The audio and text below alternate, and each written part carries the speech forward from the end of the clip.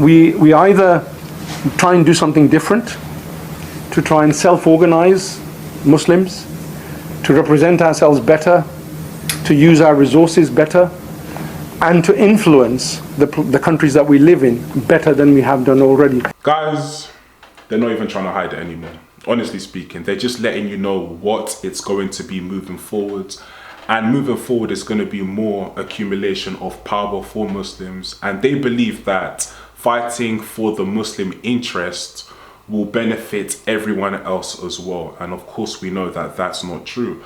So from the preview you just saw, I'm sure you're worried, because I was worried as well when I saw this. And it hits a little bit harder because Humza Yousaf was the First Minister of Scotland. So to see him sit down here, pledge his allegiance to his Muslim community, more so than he ever pledged allegiance to the Scottish people, it's really crazy. And the fact that he's just sitting there advocating for more Muslims to get into power and to carry out what's in the best interest of Islam, it's insane. It's insane. There's no more covert method anymore. It's over. It's in your face. They're hijacking the term far right, and they're letting you know that, listen, there's a far right problem, so we need to combat it. And there's no far right problem. I made a video a few weeks ago highlighting the black people that went to the Unite the Kingdom protest in central London, and everyone liked it, everyone loved it. I'm going to the next one as well. But yeah, he's just hijacked the term far right, and so has this woke Labour government hijacked the term far right so that they can behave in a very aggressive manner and they can carry out whatever policies they want to carry out. So they're going to say, hey guys, there's a far right problem, so we need to do X, Y, and Z. And people like Humza is benefiting from this far right term that he's hijacked. The Muslim Impact Forum is needed now more than ever before. I think it's fair to say that the challenges, not just the Muslim community faces, but humanity faces, are very grave indeed. Very difficult times that we live in. You can see in the United Kingdom alone, the rise of the far right, driven by anti-Muslim hatred. And that's not just common to the United Kingdom, it's common to Europe, and of course we can see also in the United States as well. And then in the East, we see some major challenges, thinking about particularly the genocide in Gaza, but many challenges across the world. And yet, the Muslim community is huge in number, very wealthy, very generous. We have amongst our numbers entrepreneurs, business owners, NGOs, charities, philanthropists, social activists, politicians, media, journalists, and so much more.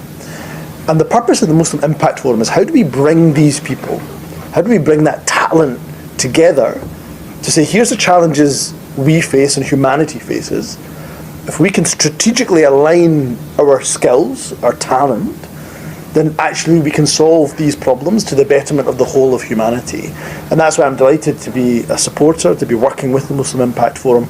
Look, I used to attend conferences. I was in government for 12 years in different roles. Sajjad, you missed out 2 or 3 of those roles in your introduction.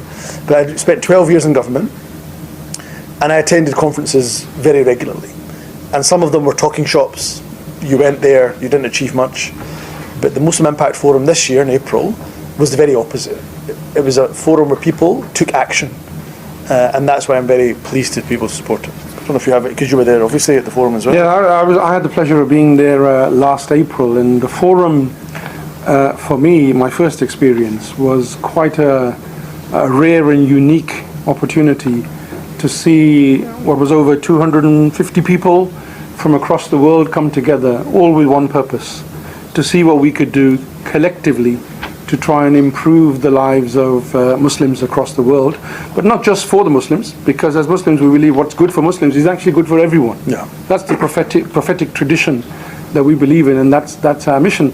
And what I'd add to that, I think with that brilliant introduction from Brother Humza, that I spent 40 years in my career working just in the UK, in the public sector throughout that time, and like many others, I've seen lots of changes in that period, those 4 decades.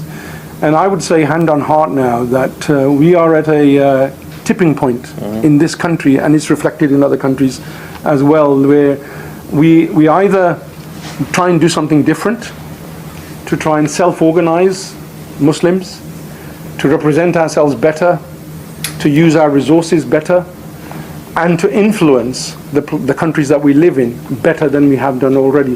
Brother Humza is a relatively rare and unique political talent. Actually, we need many more people like him at the top of government, in every government, in this country, across the 4 nations, and in other governments, that can influence, sit at the top table and make a difference on behalf of the Muslims. In this country, there are 4 million Muslims, and that number is growing fast. But of those 4 million, 50% are under the age of 25. 1/3 are actually under the age of 15. So it's a very, very young community. Those young British Muslims, what kind of future are they facing? The British Impact Forum, I hope, if it does nothing else, it gives them hope as well, that we can come together, we can use our collective energy, our intellect, our resources, and our influence to try and create a country and other countries that will create a future for them, that we can be proud that they are British, they are European, they are world citizens. Our grandchildren demand that we do something different now, I think. But in the present environment, when the far right is rising, especially you are on the target of them, and our community as well. Actually, what to do? What is the forum do? Yeah, well, look, first of all, it brings us together, because far too many times there's some wonderful projects that are being done, wonderful work being done on the media, creativity. Our people are very creative on digital media as well as on traditional media. But actually, who is bringing us together to say strategically we have to think not just about the next month or the next 6 months, but the next 5, 10, 15, 20 years, a responsibility to our future generations, very young generation population, as Bhai Javed has said just a moment ago. So the point of the Muslim Impact Forum is not about bringing thousands and thousands of people, but actually strategically bringing together the people that we think are leaders in their field to tackle some of the problems humanity faces. And by the way, the rise of the far right is not just a problem for Muslims. It's a problem for not just minorities. But I'm telling you now, when the far right seizes power, it's a threat to democracy itself. And we can see that in other countries where the far right has been in ascendancy. So exactly as was said a moment ago, this is not just about how we help Muslims or the Muslim Impact Forum, it's in the name. Actually, it's about how we serve humanity to tackle some of these challenges and problems. Guys, this man is super disingenuous, Humza. Super disingenuous. He's very quick to call out the situation happening in the Middle East in Gaza, but when Islamists are unaliving Nigerians in Nigeria, they're unaliving Congolese in Congo, Mozambique, we just saw that a few days ago, he is super quiet about that, and that is done by Islamists. These are people who quote from the same book that he reads. They quote from the same Quran, the reason why they're carrying out such massacres. And he is quiet about this, and he doesn't speak on that. But when it comes to Gaza, of course, we must talk about that now. So this man is just not an honest man, number one. Number two, the Muslim man next to Humza stated that 1/3 of all British Muslims are under the age of 15. So what does that show? It shows that they are having a lot of children, and this is their foresight for the future for the United Kingdom. They want to see more British Muslims dominate UK society and promote things that advance Muslims more so than things that advance, British society.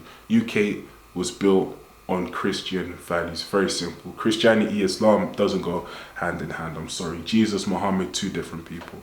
So it just doesn't go hand in hand. So you can't come and now say, oh no, what's good for Muslims is good for everyone. No, it doesn't work like that. And like many people say, if you really want Muslim values, you want Sharia law, everything, then you know where to go. There's over 55 countries that can facilitate you, but they choose not to be there, and they choose to be in Christian countries whilst promoting their policies for their own religion. So guys, this is crazy. This is honestly crazy. Nothing will change though. They're growing in numbers, so we know that they have a big population in the youth. They are growing in numbers. And this is their vision for the future for United Kingdom. And this is just it. They don't want to come here. They don't want to participate. They're here to dominate. They don't want to come here and coexist with everyone, with the Hindus, with Jews, with Christians, with atheists, with agnostic people, with whoever. But anyway, guys, let me know in the comment section down below what you think. Like, comment, and subscribe, and I'll catch you in the next video. Peace.